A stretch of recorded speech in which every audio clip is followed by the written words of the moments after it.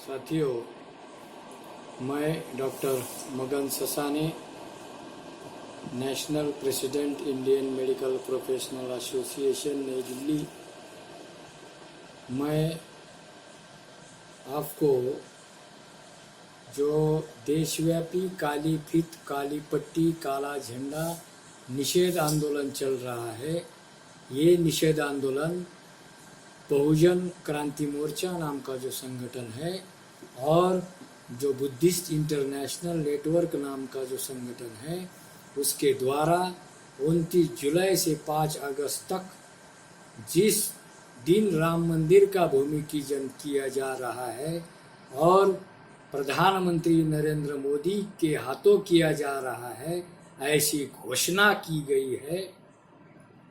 ऐसी घोषणा राम मंदिर बनाने की जो ट्रस्ट है ब्राह्मणों की, उन्होंने बनाई गई है। तो हम इसकी काली फीत लगाकर, सिर को काली पट्टी बांधकर या अपने घर पर काला झंडा लगाकर इसका निषेध करते हैं। निषेध करने के लिए बहुत सारे कारण हैं। हम निषेध क्यों कर रहे हैं, कारण के साथ आपको समझाना चाहता हूँ। तो साथियों, ये रामायण क्या है, ये बहुत लोगों को पता नहीं है। बहुत लोग ऐसा, SC ST OBC के लोग ऐसा मानते हैं ये रामायण धार्मिक ग्रंथ है। ये रामायण धार्मिक ग्रंथ नहीं है, ये राजकीय ग्रंथ है। इसमें लड़ाई दी गई और लड़ाई का क्रक्स क्या है, रामायण में जो लड़ाई का क्रक्स क्या है, हमारे जो प्राच्य विद्या पंडित है, स्कॉलर है, कॉमरेड शरद पाटिल, जो बहुत ही स्कॉलर है, प्राच्य विद्या पंडित है, वो कहते हैं कि रामायण महाभारत ये प्रचंड वर्ण संघर्ष है।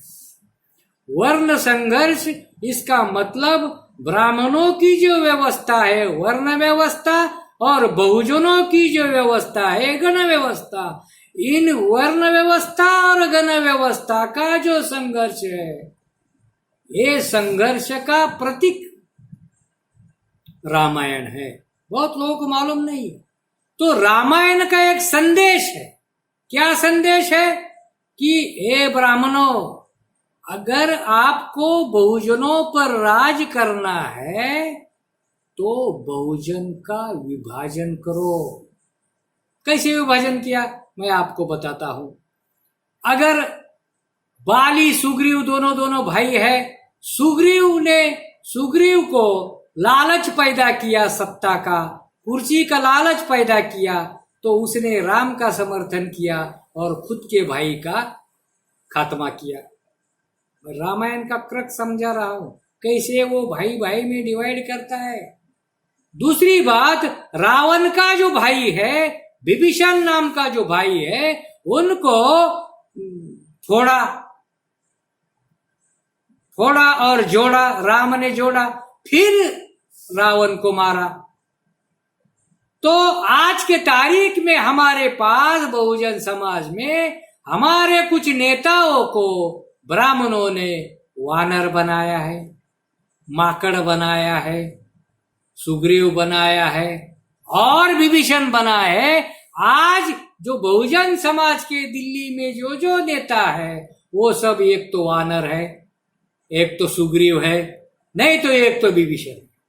इन्हीं नेताओं के माध्यम से आज के तारीख के ब्राह्मणों के ने आज को ब्राह्मणी व्यवस्था का निर्माण किया है। ये रामायण का संदेश है। बहुत बहुजनों को पता नहीं है, बहुत OBC को पता नहीं है, ये संदेश है। और जो राम का जो गुरु था, पतंजलि था, इसका एक अंडरस्टैंडिंग है, धर्म सत्ता से राज्य सत्ता आती है, राज्य सत्ता से अर्थ सत्ता आती है, अर्थ सत्ता आने के बाद भारत का जो उस वक्त का गण समाज था और आज का जो बहुजन समाज था, आज का SC ST OBC और माइनॉरिटीज का समाज है, अर्थ सत्ता के माध्यम से उस समाज को पूरी तरह से गुलाम बनाया जा सकता है। और आज के तारीख में बहुजन समाज में वानर जैसा आदमी तैयार करना, आज बजरंग दल तो केवल पूछ नहीं है, वानर ही सेना है। बजरंग दल आज के तारीख में जो संगठन ब्राह्मणों ने बनाया है उसमें सभी बहुजनों के लोग ही काम करता है। बस रामायण के वक्त वानर को पूछ लगाई थी, आज के तारीख में उनको पूछ लगाई नहीं और ना लगा सकते हैं। आज के तारीख में वानर है, सुग्रीव है, और आज के तारीख में विभीषण हमारे समाज में होने के बाद भी ब्राह्मण लोग राम मंदिर बनाने का निर्णय कर सकते हैं, और उन्होंने निर्णय किया है। और इसलिए हम इस मंदिर का हम पुरजोर विरोध करते हैं। हम क्यों विरोध करते हैं, उसके कुछ प्रमुख कारण है। मुगल काल में ब्राह्मणों ने मुगलों की मदद से बुद्ध भूमि पर मस्जिद बनाई गई। इस काम में ब्राह्मणों ने मुगल की मदद की। इसकी वजह से बौद्धों के साथ ब्राह्मणों का बड़ा शत्रुत्व था, ये सिद्ध होता है।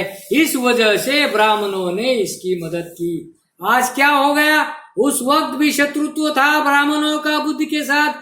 आज जो बुद्ध की मूर्ति या अयोध्या में खोदकाम समतलीन करने के बाद मिली, ब्राह्मणों ने उस मूर्तियों को क्रश करके, ग्राइंड करके क्रुएलिटी का आज के तारीख में सबूत दिया है। ये बहुत ही भयानक घटना है, भारत में हो रही है। दूसरा मुद्दा, मुगल भी आक्रमणकारी थे, ब्राह्मण भी विदेशी थे, मुगल भी विदेशी थे, दोनों भी आक्रमणकारी थे। तो साथियों, ये घटना सिद्ध करती है, वहां पर अयोध्या में, अयोध्या या अयोध्या नहीं है, वो राजा अशोका की, मौर्य साम्राज्य की साकेत नगरी थी, बहुत बड़ी व्यापारी पेट थी। वहां बौद्ध स्तूप था, बौद्ध विहार था, बड़ा संग्राम था। इसे पुरातत्व विभाग के द्वारा प्रमाणित किया गया है, पुरावा का उसका उपलब्ध है। चौथा जो मुद्दा है, जब राम मंदिर बनाने का तट बनाने का समय आया तो उस ट्रस्ट में SC ST OBC का एक भी सदस्य को नहीं लिया। इसका सबूत है, ब्राह्मणों ने मकसद के लिए, राम मंदिर के लिए SC ST OBC का इस्तेमाल किया और इस्तेमाल करके उसको फेंक दिया। तो OBC ब्राह्मणों के लिए डिस्पोजेबल है। पांचवा मुद्दा हम विरोध करने का है, वो भूमि राम जन्म भूमि नहीं है, ये बुद्ध भूमि है। बुद्ध का वह स्तूप है, विहार है, संग्राम है, ऐसा पुरातत्व विभाग अपने पुरातत्व रिपोर्ट में कहता है। वहां राम से संबंधित एक भी सबूत नहीं मिला।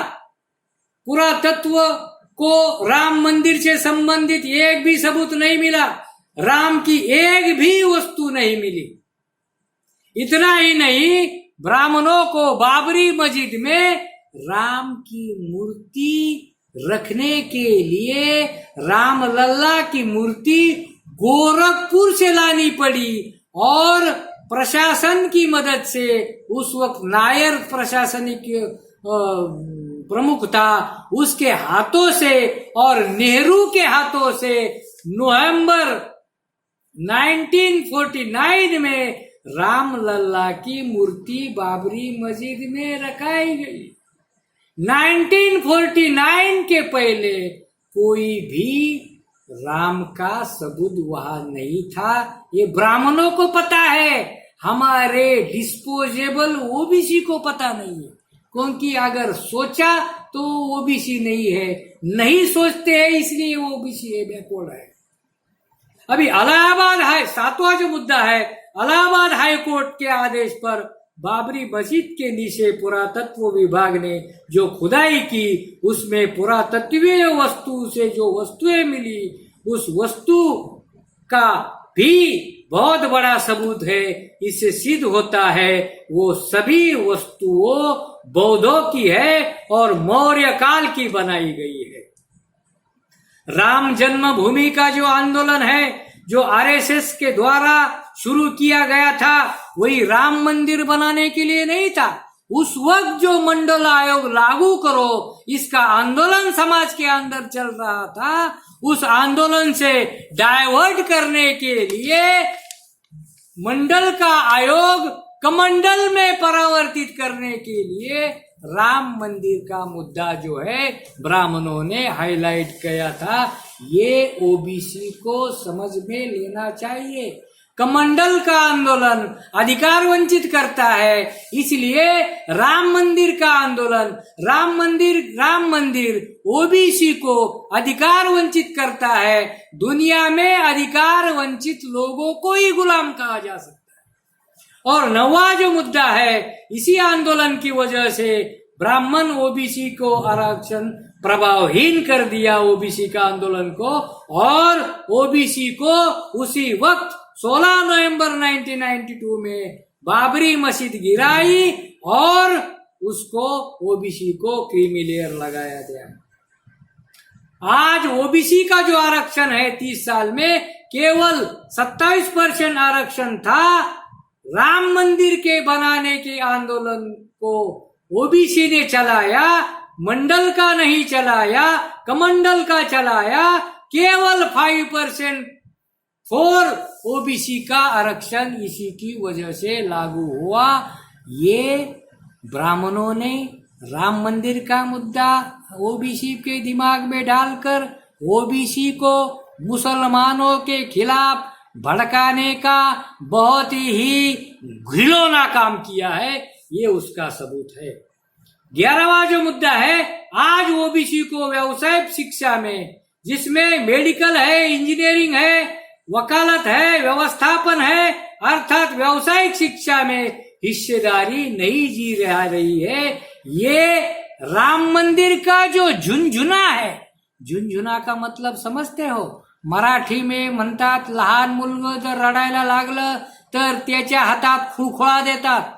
झुंझुना, खुळखुळा, तो बच्चा रोता नहीं है, उसका रोना बंद होता है। बिल्कुल उसी तरह राम मंदिर का झुंझुना ओबीसी के हाथों में ब्राह्मणों ने सोचा है, इसलिए ओबीसी रोता नहीं, वो झुंझुने के साथ खेलता चला जा रहा है। उपरोक्त कारण की वजह से हम इसका विरोध करते हैं।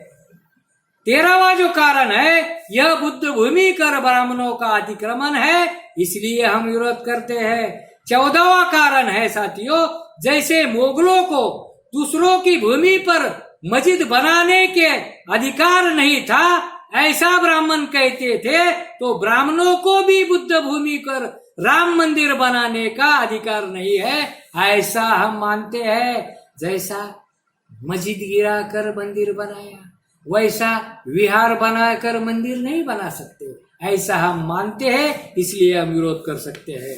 15वां जो मुद्दा है, इस भूमि पर राम मंदिर ना बनाकर राम मंदिर बनाने के लिए दूसरी जगह राम मंदिर बनाने का ब्राह्मणों को संवैधानिक अधिकार है, ऐसा हम मानते हैं। जब मुगलों को मुसलमानों ने, जब मुगल मुसलमानों को 5 एकड़ जमीन दी सकती है मस्जिद बनाने के लिए, तो राम मंदिर को भी 5 एकड़ जमीन दी जा सकती है।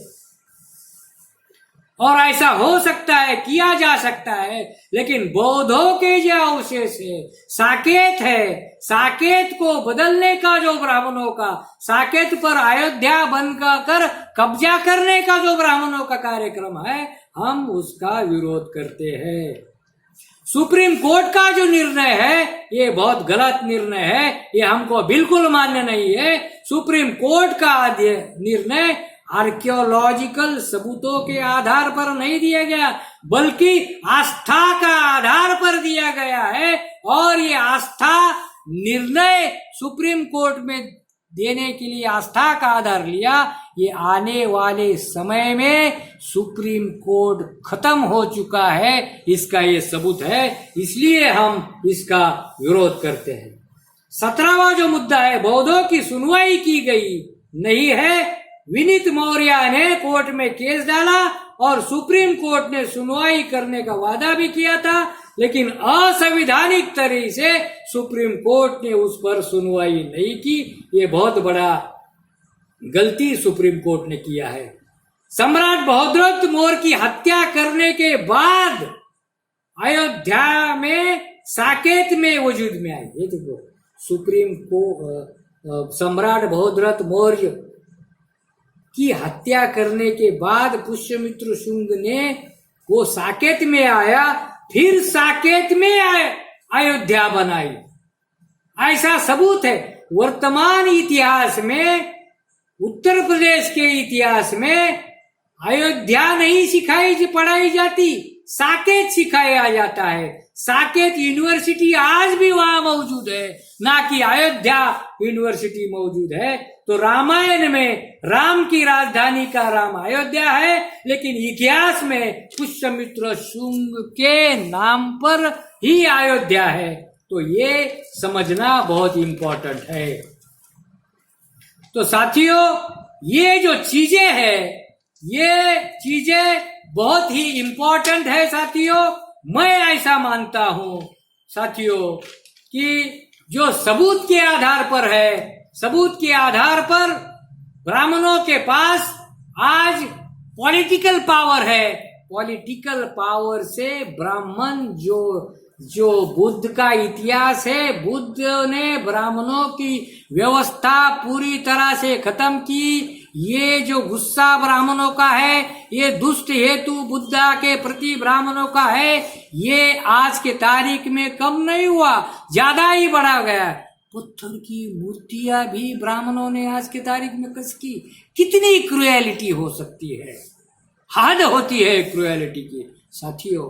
इसलिए पॉलिटिकल सिस्टम की वजह से, और ये पॉलिटिकल सिस्टम ब्राह्मणों की जो आज खड़ी है, ये जनाधार की आधार पर नहीं है, ये ईवीएम के आधार पर खड़ी है। इसलिए ब्राह्मण किसी को डरता नहीं है। ना डरने का कारण इलेक्ट्रॉनिक वोटिंग मशीन से ही लोग एमपी एमएलए चुनते हैं, जनमत के आधार पर नहीं चुने जाते। इसलिए आज जो सबूत अवेलेबल है, जो चीनी प्रवासी था 4वीं सदी में, फैयान नाम का, उन्होंने आंखों देखा हाल साकेत में का वर्णन किया है। युआन सॉन्ग जो 7वीं शताब्दी में आया था, उसके भी सबूत आज हमारे पास है, और चीन के पास भी सबूत है। दूसरी बात है, फैयान और युआन स्वान, इन्होंने जो डिस्क्रिप्शन दिया था, उस डिस्क्रिप्शन के आधार पर ब्रिटिश कार्यकाल में कनिंगहैम जो आर्कियोलॉजिस्ट है, इन्होंने जो साकेत में खुदाई की, बिल्कुल वैसा ही सबूत वहां मिला। ये सबूत आज ब्रिटिश लाइब्रेरी में ब्रिटिश के साथ आज भी मौजूद है। ये दुनिया को बताने का तरीका बहुजन क्रांति मोर्चा के माध्यम से और बुद्धिस्ट इंटरनेशनल के माध्यम से हम करेंगे, और मंदिर बनाने का, और मंदिर बनाने के साथ ही साथ SC ST OBC को और माइनॉरिटी का जो गुलाम का प्रतीक राम है, वर्ण संघर्ष का प्रतीक राम है, हमको वो कदापि मान्य नहीं है। हम ना इसको बनने देंगे। इसीलिए हम इस आंदोलन का जो देशव्यापी काली पट्टी काला झंडा निशल आंदोलन को हम बुद्धिस्ट इंटरनेशनल को और बहुजन क्रांति मोर्चा के माध्यम से पूरा समर्थन करते हैं। जय मूल निवासी, धन्यवाद, थैंक यू।